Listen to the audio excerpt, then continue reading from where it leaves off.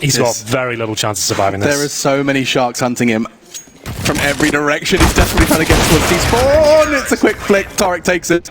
They don't even need another one. They've got an AWP surplus at this point. They'll be leaving that one on the ground to dissolve into the ether. So that is money absolutely ruined on the north side.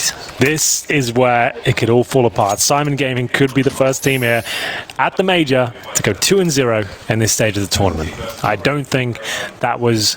Imagine they go 3-0. Okay, all right, John Lennon, let's calm down with the imagination. First, let's focus on this one, because Simon Gaming are stabilizing on this CT side. They've still got two T weapons, the scavenged AWPs as well. They haven't had to spend a penny. And they're about to get a step closer to a chunk of change. Just the Deagle blocking in the corner, and that's a huge amount of damage. No, not the nades! Oh, it's brutal. There's flames, there's explosives, and there's bullets. It's a horrible mix for North. Every single time they click their mouse, they're meeting more and more pain. And that will be Simon Gaming finding the equalizer here, ladies and gentlemen, with a seamless performance. Money is starting to become no object for the rest of this game. Yeah, you're absolutely right there. Ever since they won that force 5-round and 3 MP9s, they've got themselves in this position where they've got 2 terrorist weapons in the form of the AK and the Krieg. Everyone's alive. Money's just there for days. It's 𝓤𝓂 who will be looking for any kills at this point. Now they're at the precipice of actually maybe winning it. I think it's worth adding that Simon's T side didn't inspire much confidence. I think, you know, depending on the way in which those 4 rounds are acquired, you can give more teams more credit. But for us, Simon Gaming, they've earned all of the respect on this CT side. My goodness, what a defense, locking the Danes out. And a team notorious. It's very tense in there now. Full buy though for North. They have the AWP on Yugi, still yet to break double digits. Gage running towards 𝓵𝓬𝓸. Leaving the bomb at spawn. Last time we saw North at set up like this, they did their little inner fake, which you said rendered them nothing. What was the flaw in it last time? Well, they died, I guess. Good question. Trying to get myself back into that position. I'm almost certain it was like 𝓤𝓑 walked out upper. This is a bit different. This time, AZ's going to try and just sneak. Hope there's no presence on the actual upper itself. There's one on bomb train 𝓵𝓬𝓸. 𝓵𝓬𝓸 is training his aim there as well. Now the utility thrown, and actually they're looking to join him. AZ said, I'm up and I'm out. I think 𝓵𝓬𝓸 could catch a glimpse. Nice work from 𝓵𝓬𝓸, but AZ can swing, gets the trade, looking for an angle, pulls the knife, and 𝓵𝓬𝓸 catches him with a knife in his hands. 𝓤𝓑 puts a bullet into the brain of 𝓤𝓂, and now things are starting to spiral. That's huge from 𝓤𝓑. He does some 360 rotation strafe. That was a done deal. That was a kill for the CTs. They win this round now. That is an absolute meltdown. Oh, the flash, he gets across. 𝓵𝓬𝓸 couldn't take the shot. Vision obscured, bomb down. 2 versus 3. 𝓤𝓑's done it again! How is he still alive? 2 points of health, but it's enough to frag. Huge from 𝓤𝓑, the leader. When it matters, another one! Oh!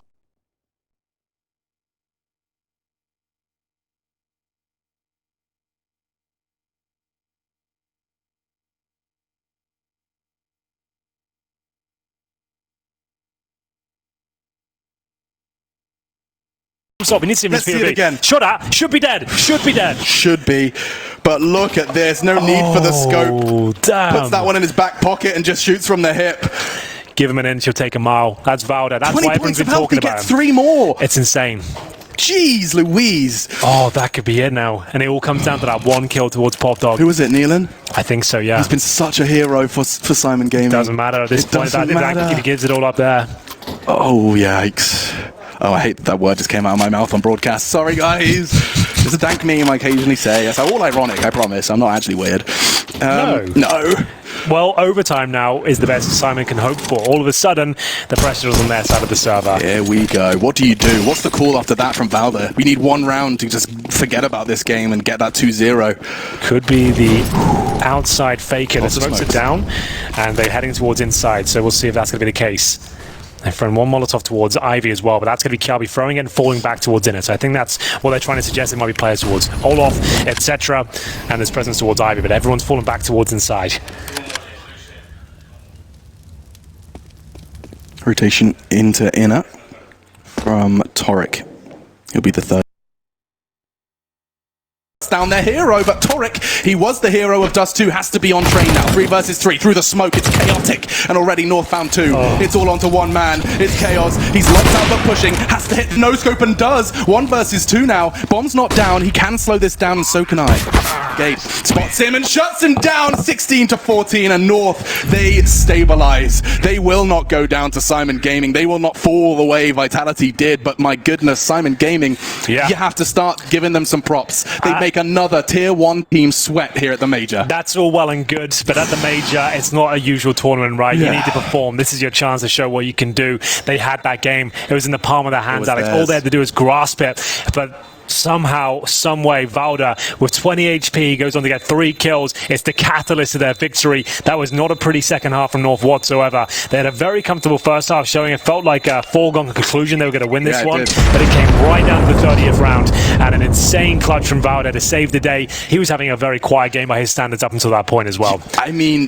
the first frag, it's going to haunt 𝓕 for sure, but the fact that 3 others died, there's no excuse for that one kill. Zero excuse, right? Absolutely not. It may feel like that at the time. You can see him there on your screens.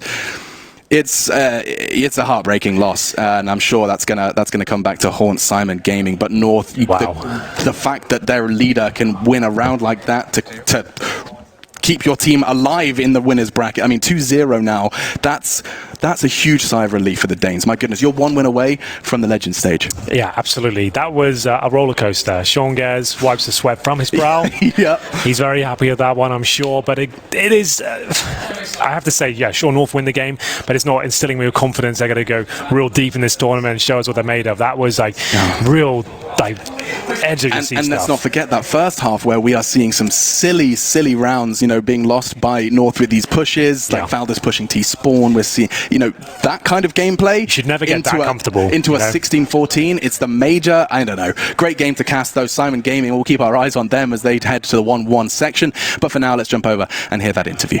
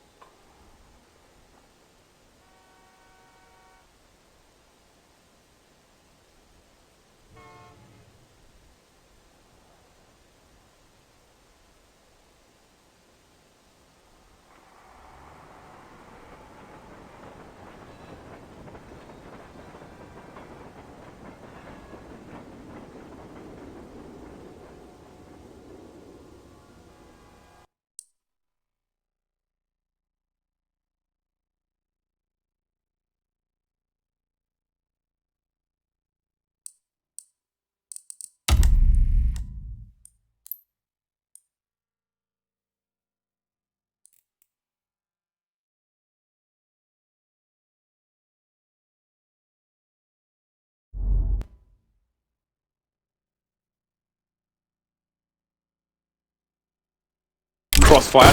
Someone's going to take one in the face, though, trying to drop a grenade in time. It will just about save him, and he's got a 3rd man here, should a 3rd man be required. 1 player towards A main for NRG. You can see on the X-ray, but 𝓤𝓸 is actually... There's 1 person on 𝓤𝓂, that's Ethan. Then we'll see where Stan is, but they continue to creep up towards this Ivy position at NRG. Now they're in position to burst. They can use the smoke to get close to the mouth of the entrance and then start to charge their way, and they will do exactly that. Finally, a frag on the board for NRG. The exchanges continue now to 3 versus 2. Oh, down to 𝓤𝓸 now in the 1 versus 2. Lots of time to make this one work. Swings around the corner, catches Freeman out in the open, leaving 𝓤𝓸 alone. However, the bomb needs to be collected by Stan, and 𝓤𝓸 will land a great shot there at distance, and the round will be won by Tyloo. A sigh of relief can be breathed as they will get the better money starting on that CT side, which is always nice. All right then, again, just to reiterate.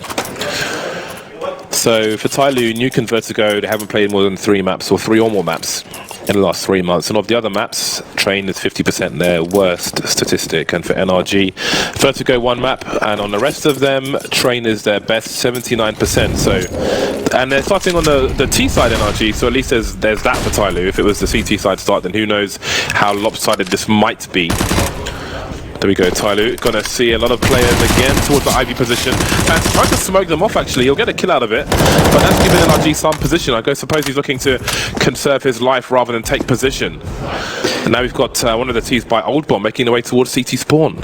And I do like this kind of panic smoke to get that defense, or keep the defense alive in terms of there being 5 players. But here you can see the downside of it. You do have to worry about the potential to go in towards that B bomb site from CT spawn. And with a couple kills, all of a sudden, it's a very dangerous NRG. Sure, they are very low on HP, but Tyloo only have 2 players left to try to defend this one. The bomb is lost towards the outside, however, that needs to be collected, and somebody is going to find a kill towards Ivy, which does lighten the load somewhat, but there is still so much ground to be covered for the likes of Attacker, who will slowly move towards Connector. In the meantime, somebody simply just has to guess correctly.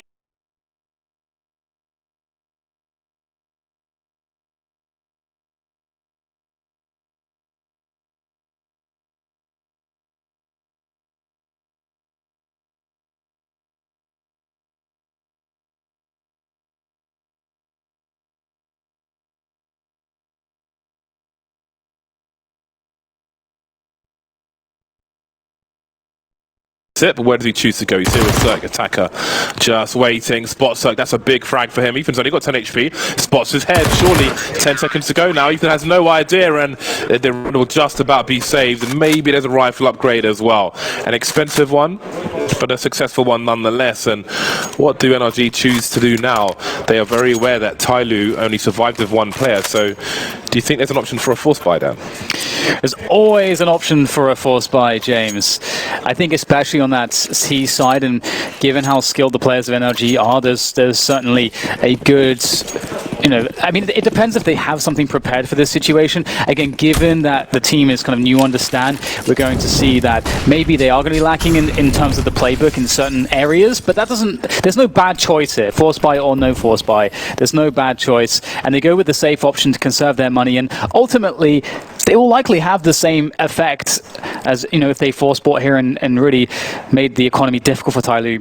But Tyloo's they're still struggling on this round. If NRG get even a single kill, they're still going to be suffering from that previous round where they lost so many players, and NRG will be able to strike at the weak points of the Tyloo economy. That is the Tyloo economy in the following round when they have the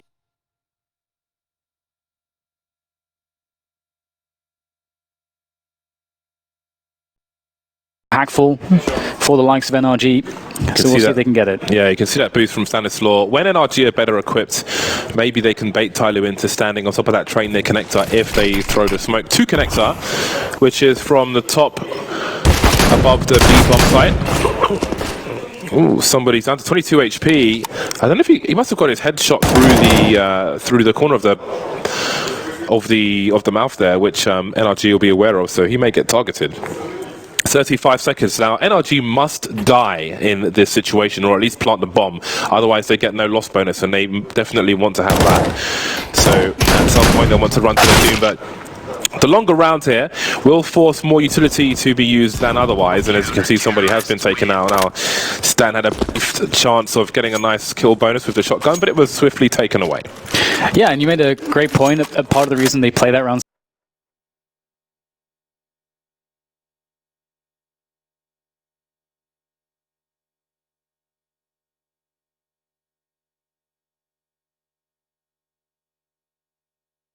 trying to survive with 5 players, which they were unable to do.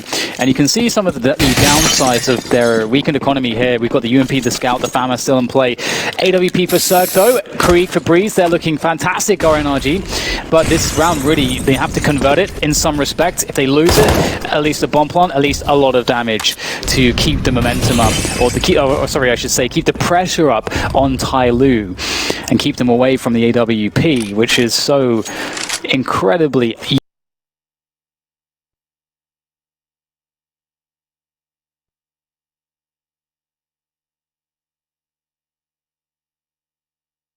towards Popdog, or ladder room, and one in team aim with the bomb. There's Stan. He knows that one is close though.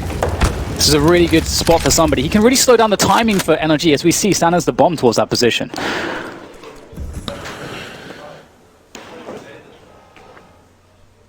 One minute on the clock. Freeman moving around B with the scout. You can see the pop dog position, or the ladder position as the NA guys would say it, from where Cirque is, just a little deeper, and vice versa. And now the site has been diagonally cut in half by the positions of these T players. Now how do Tyloo respond? Somebody in maybe a position to do something, but with a UMP, that doesn't look so likely. 3 versus 5 situation now for Tyloo to try and deal with. There are 60 seconds on the clock. They can still steal away this round, but NRG have all the angles. It seems there'll be no cheeky stop of a plant on this occasion. Very nice from NRG in a very strong position to take their first round. But the money's not perfect for Tyloo, so they may be onto eco territory very quickly indeed. That was close to a headshot, but not quite. 𝓵𝓸𝓲 got to hold on to this M4A4 if he can. Now, NRG, they could, I mean, they more or less have broken